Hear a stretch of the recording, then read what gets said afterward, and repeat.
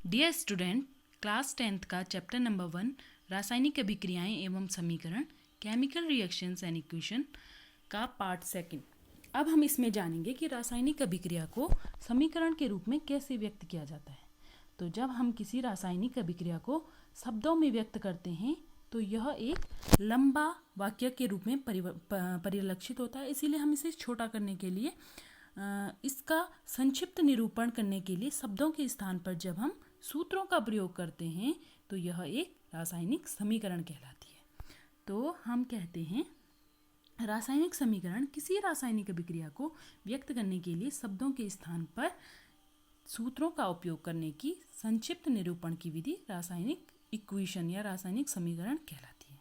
अब हम एक एग्जाम्पल लेंगे जो हमने इससे पहले वाले पार्ट में लिया था। मैग्नीशियम धातु का वायु की उपस्थिति में दहन किया जाता है तो यह मैग्नीशियम ऑक्साइड का सफ़ेद चूर्ण हमें उत्पाद में प्राप्त होता है।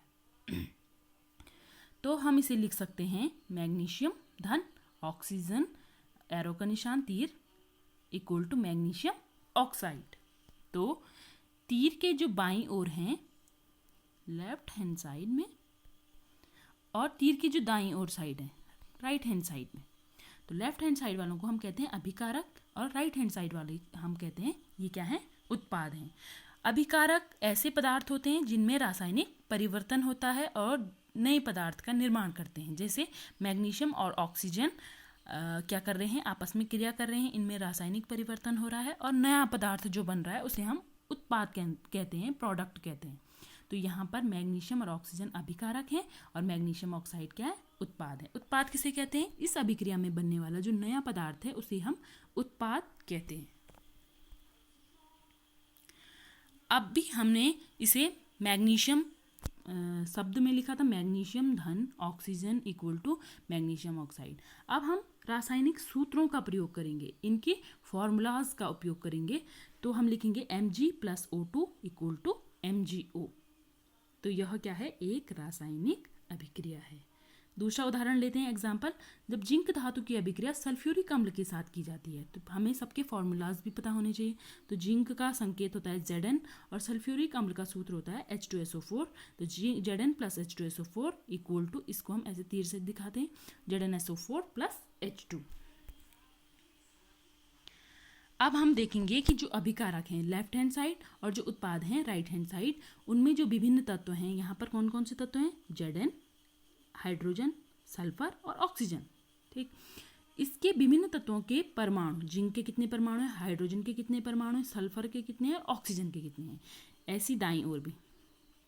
तो हम यहाँ पे देखते हैं जिंक का 1 परमाणु है, हाइड्रोजन के 2 हैं, सल्फर के 1 और ऑक्सीजन के 4 परमाणु उपस्थित हैं।